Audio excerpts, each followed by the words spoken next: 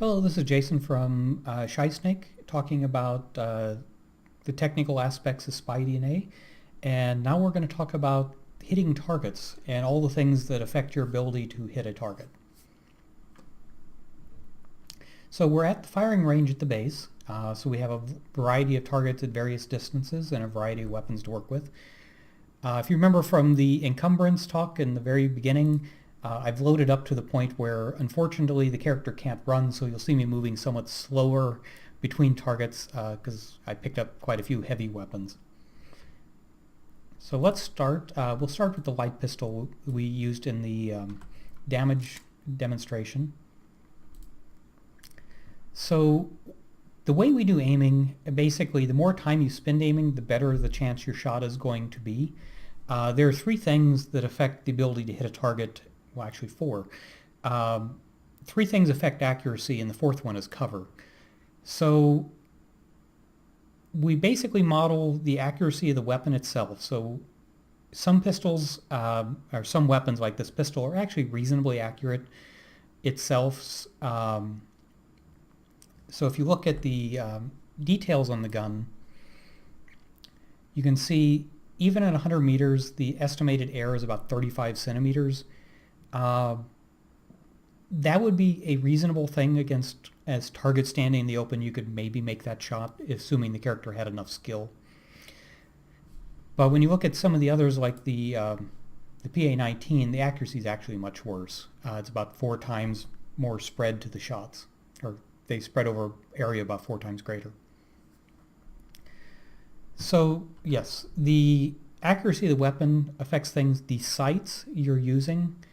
So when you're using a scope at long range, you're going to get more accuracy than you would shooting with the iron sights on a pistol, for example. And the third thing is your stance and how stable it is. So when you're standing, you have the lowest stability. It'll make it hard to hit things at a long distance. And those three things combine to show this piece here in the center, which is your chance to hit effectively. Basically, it's the rings in which your shot may land. There's 3 rings. So the inner ring is the 50%. That means every time you pull the trigger, there's a 50-50 chance your shot's going to go somewhere in that ring. The outer one, or sorry, the middle one is the 90% ring, and then the outer one is the 99% ring. And there's still a chance you'll sometimes miss that one, but it's very rare. And on the left, you see how much time it could take to reach that level of accuracy. If you've already aimed, it may take less time than that, but it should never take more. So that gives you an idea of how fast you'll get shots off. So let's just make a quick shot here, rapid fire shot. So the first shot went way over here on the right, and then the rest kind of dialed in. And the reason for that is the character will continue to aim after the first shot is fired. So provided the recoil of the weapon you're using isn't too great and knocking the aim off after each shot, they'll be able to dial it in pretty well for subsequent shots. And that's exactly what happened. So let's move to something a little further away. Let's go over to the 15.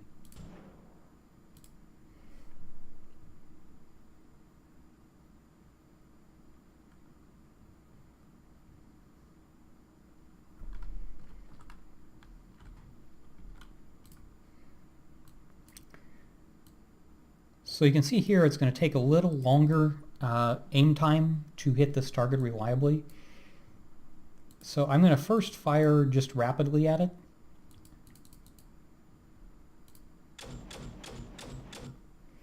And if I fly the camera over here, you can see the grouping pretty well. I mean, it's decent, it's not great. Now let me try again. This time I'm going to max out my aim time. And now you can see her firing slightly slower, but getting more hits in the center because she's taking the time to adjust for the recoil because I asked for a tighter group. So let's holster and go to something even further away. This is the 20 meter. Actually, let's go over to the 50.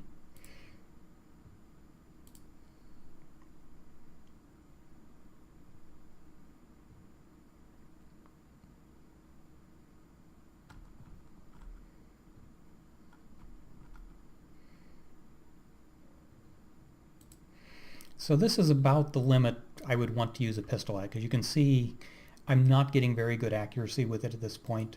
If I go to kneeling, I can do a little better than that. Let's try now. That helps a little, but still you're going to be limited by the fact that it's a one-handed weapon. So let's see what we can do. And you can see the rate of fire continues to drop as these targets get further away.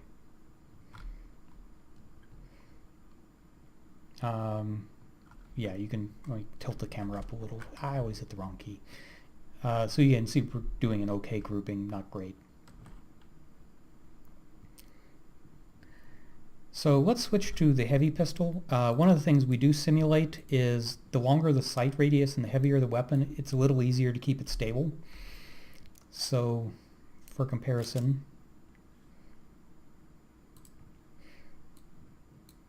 you can see we can do a little better with this one. And actually I think now kneeling is going to make a bigger difference. Yeah, so we can just about get the whole, well, we did get the whole ring inside that center area.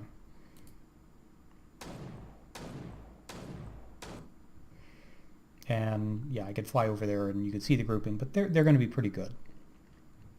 So let's holster that.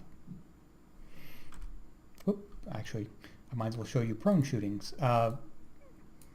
Again, slight improvement, not much, because it's a little more stable. Fire a few shots.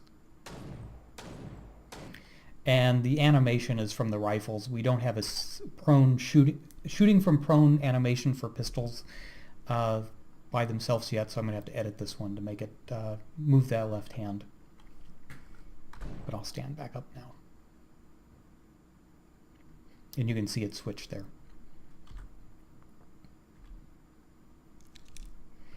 Okay, so for comparison purposes, let's stay at the same range, and I'll show you how the weapons, or the rifles, compare. So this is an R60. It's a 6mm rifle. You haven't seen us use this one yet in demos. So let's take a shot. You can see here the accuracy is not much better than that pistol was when we were prone. I'll fire 2 shots just for testing purposes. But now when we go to kneeling, you're going to see a much bigger difference, because now the limiting factor isn't the weapon, it's more the stance you're in.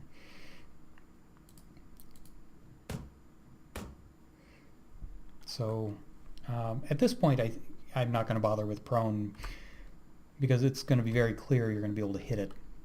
So let's go to, let's say, 200, where things get interesting. And unlike most games, 200 meters, I won't say it's the common engagement range, but there are certainly many chances where you're going to see engagements at this distance. So let's see if we can hit that. It gets a little hard to hit them with the mouse from this distance. So what I'm going to do, rather than watching her do the shooting, I'm just going to fly the camera over there so we can get a good view of the target as we're shooting at it.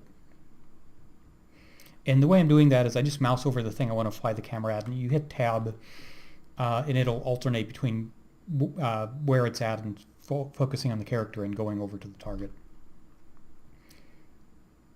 So let's see, this is the best I can do, so let's just fire 1 shot. And yeah, a little off the mark, but now if I go to kneeling and I do that again, you can see I'm getting a much better accuracy here. And I can go to fully to prone, and yeah, now we're in pretty good shape for this.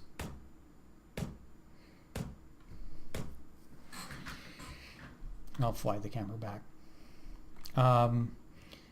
So you can see how accuracy varies, but for instance, if I get out a less accurate rifle, let's get out the R17 here.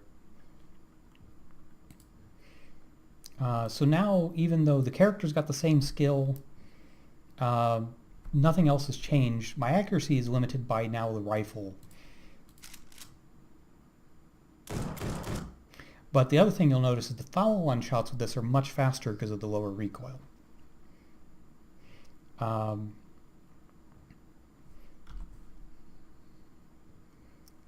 So I'm going to put the 6mm back because I want to demonstrate the effects of recoil.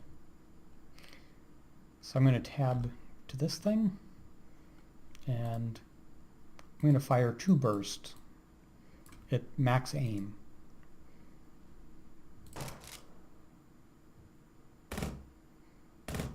So what you're seeing is the first shot's hitting pretty much dead center, and then the others are being knocked off by the recoil of the weapon. But with burst fire, she takes the time to re-aim to whatever you said between shots. So that first shot from each burst is hitting dead on where you want, and the rest are kind of covering the area. If I switch to automatic, I'll have to do it again. The first shot was right on the target, but you can see the limits of the recoil for the follow-ons, and that gun's empty.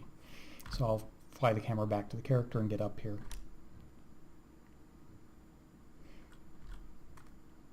I'll put that away. But now for some of the interesting stuff, let's go to the really long range bits. Let's go over here to the, well, let's do the 500 first.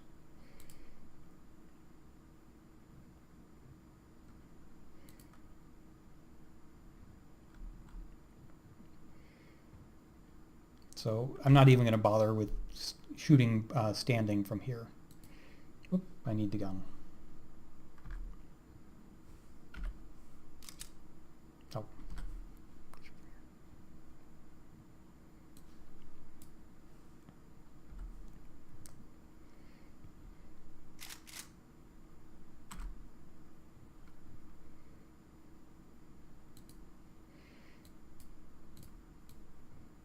Okay, so see at this point, that's the best I can do with that assault rifle. You could still hit the target occasionally, but if, say, there was just a head behind cover, you're never going to, well, I won't say never. It's unlikely that you would hit it. It could happen. But let's put this thing away, and I'll stand up and do that. And let's go to, this is an SRG-20. It's a weapon you haven't seen us show yet. It's one of the Magnetar line. If you remember the Gauss rifle, assault rifle we used earlier, this is the sniper variant of that weapon. So moderate damage, very high penetration.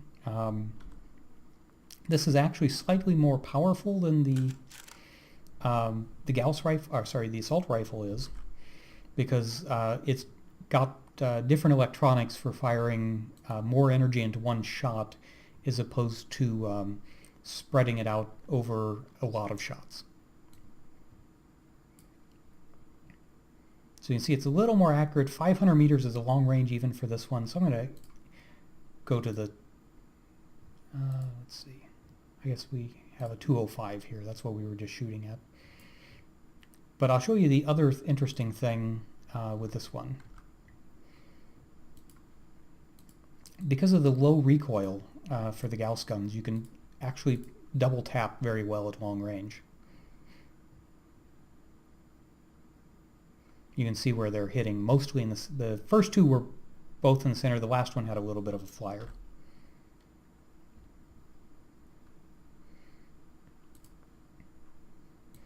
And let's try at, this is the 500 meter target.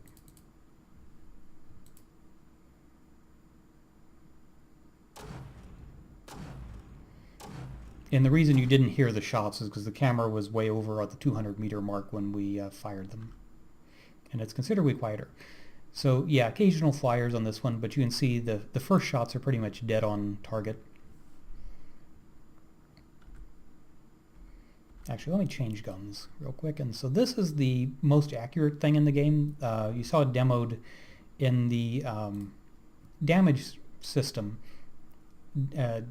Tech talk, but we'll talk about it now. So unfortunately, she doesn't have all that great of skill. I wish I could have Zoe do this for you, but I don't have Zoe selected at the moment. So let's fire a couple.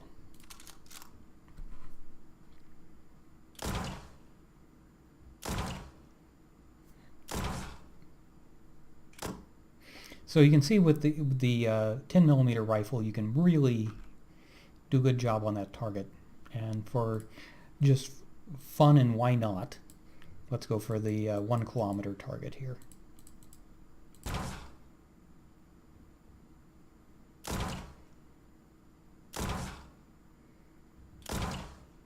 She's a little off to the left. So let me back out the camera here so you can see how far that was. It was this pixel way out there. I can't quite get the mouse over it. So yeah, you can see in our game the different weapons work differently at different ranges. There's a lot of trade-offs you can make, and hopefully that'll answer the questions. So the last thing I wanted to talk about was melee and throwing weapons. So I'll go to the skills. We have a couple melee skills for fighting either unarmed when you don't have any weapons at all, or we have one-handed weapons. We could also have two-handed weapons, but I can't imagine many scenarios when a undercover spy would be carrying, say, a two-handed sword. So we probably won't put a lot of effort into those. We'll focus on these others. So the way it works for unarmed, and it'll be for melee also, the skill is based on things, it'll work with your strength and your quickness to determine your chance to hit and how much damage you can do. Those, both quickness and strength, work together to improve that. For your ability to avoid getting hit, your physical reaction will come into play along, I mean, obviously all these will also be affected by your skill in terms of fighting. Unarmed fighting will primarily do stun damage. You can do some real physical damage with it, but if you need to knock someone out, that's the way to do it. Melee weapons will do actual lethal damage to some degree, depending on which type you're using. For the throwing skills, basically the throwing skill will affect how far from your intended target the item goes.